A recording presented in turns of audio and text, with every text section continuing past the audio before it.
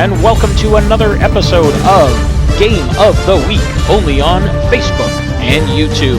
We're coming in hot, and we've got some great floor hockey action for you today. Two teams ready to go, one of which has never been on broadcast before. The Mallards are taking on the Swarm. Chase Moline and the Mallards looking to use their veteran edge and experience to battle Carter Langlis and his Swarm. We're going to lock horns. Let's head down to Ariana and Maeve as they talk with Jack Knoll. I'm Ariana Spencer, and I'm Maeve McCollum. We're here with Jack Knoll from the Swarm. So, how many goals do you think you're going to score today? Well, I'm hoping a pot too. This game, I think it'll really help the team, but you also want to make the passing play too. Okay, thank you. I'm Mr. Norino, and welcome. We got the roster here for the Mallards. Chase Moline, Nate Baczynski, Lucas Graver, and Evan and Keith Hutchison. Taking on the Swarm, generally managed by Carter Langlis. They got Jack Knoll, Carter Trach, Ryan Perkins, and Ben Randall. The Mallards, one of a trio of teams that became expansion last season. The other two, of course, the River Monsters, playing in the league once again this year, and the Fury. And there's our first goal of the game. The Fury, not currently a franchise in the league, for those of you that have been following along.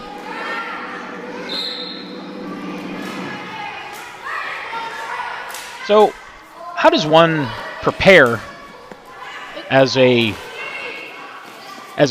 like a double A rep team player to transition that skill onto the court to ball hockey? Well, you'll notice that a lot of these players have specialized sticks. Floor ball stick where there is a mesh rather than a solid blade. We find that taking a shot to be a lot quicker. We know that one of the rules in the FHL is you can't score via slap shot. We don't want just random barrages of slap shots from the other end. It's got to be a wrister, got to be a backhand. So that has kind of evolved into a lot of these players getting these other sticks. In my opinion, no better, no worse, just different. A lot of these players prefer using their twigs from regular minor hockey, so they'll bring those too. Kind of a quiet showing so far. With the quick turnaround in these games, getting back to the office, there's our tying goal. One bit of organization that has been missed to this point that we'll rectify for next week's episode is we don't have our numbered roster. We just have the names of the players. So as we're working through, you might notice, hey, I just scored a goal. How come you didn't say my name? Well, because, to be quite honest, I'm not sure who scored what. I don't even know who's in net, to be honest with you. Running around, dropping the puck, managing the music and the cinematography. But we will be back next week, better prepared for us to know who's scoring these goals. We actually have our tallies that Maeve and Ariana take care of while the game is going on. If you look across the rink, you'll see a whiteboard as we pan to the right. And those girls are taking care of keeping track of our goals. Important to keep track of that as well to award the trophies that come with scoring and goaltending at the end of the season. 3-1 right now, Mallards. 3-2 Mallards. That was a quick one. My gut tells me that was Jack. My gut tells me, there you go. I think the first one was Ryan, actually. In my detective work, I have figured out that Jack Knoll is wearing a Paper King's helmet and has a red blade on his stick, so I'm thinking he's number 1, which would make Ryan number 5. And as well, I'm guessing on the Mallards, number 4 is Nate. But again, embarrassing to say, we don't have that information yet. We will be looking to that on the next episode. Also, the next episode won't be 1 game. The next episode is going to have 2, and as well, we're looking to get our famous in-between period or in-between game segment, Coach's Corner, coming at you as well, and that features Ron and Don. Some of you might remember from a couple of seasons ago when we were at the height of our production.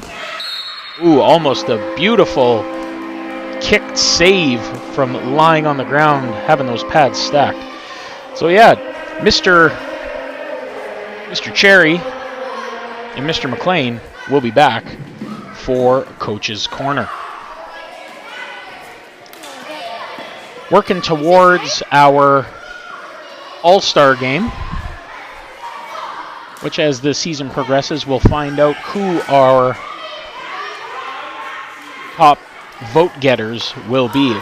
If you're interested in that process, the GMs, another goal by the Mallards here, the GMs can each nominate a player, and the remaining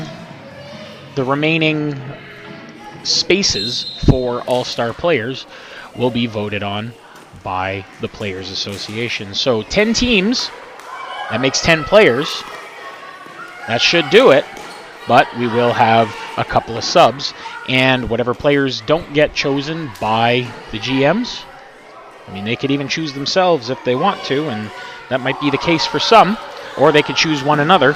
There'll be 2 more open positions for each team.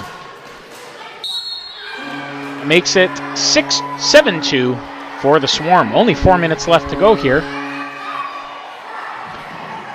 Eventually you will get sick of just hearing my voice. Another feature that we will be planning to bring you are guest color commentators.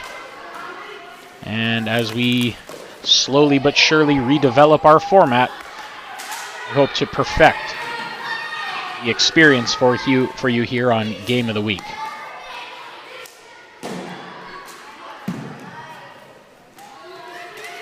A lot of catch-up for the Swarm to play here.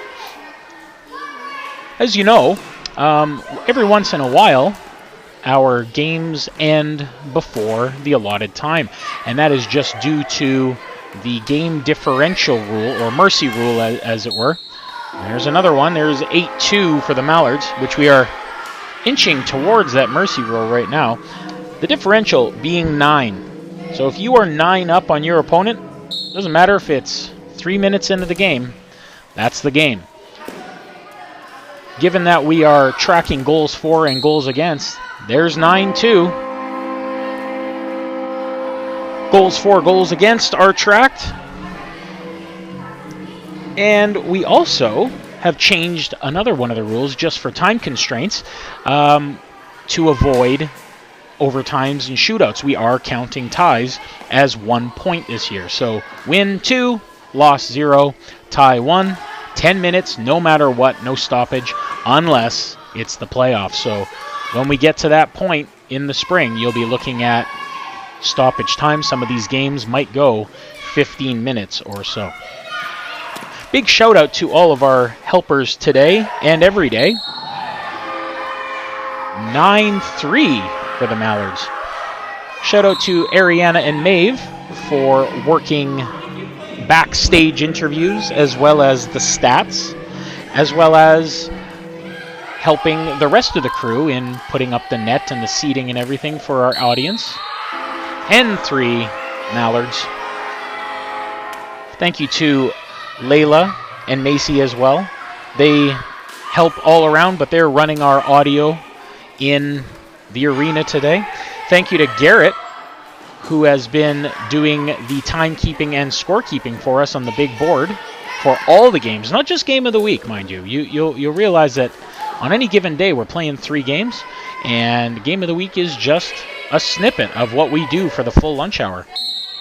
11 3 Mallards. And as well, man behind the scenes that you don't see, Campbell first, standing behind the referee, keeping this game, getting the filming done and actually keeping track of the visual score as you see on your screen as well. The only thing that's done in post-production is the addition of the graphics for the player names, the rosters at the beginning, and our clock. Everything else is done by Campbell. So thanks to all of you for your help. Being that I'm not at the school this year, it makes it very easy to walk in and work with you to make Game of the Week happen. Also, Maeve is the one that updates everything online, and it looks like that's game, just to keep track of the standings and release the standings on Facebook. Well, you listened to me for a solid 10. Hopefully next week it'll be a little bit more action-packed. Thank you for joining us on FHL Game of the Week. I've been Mr. Norino.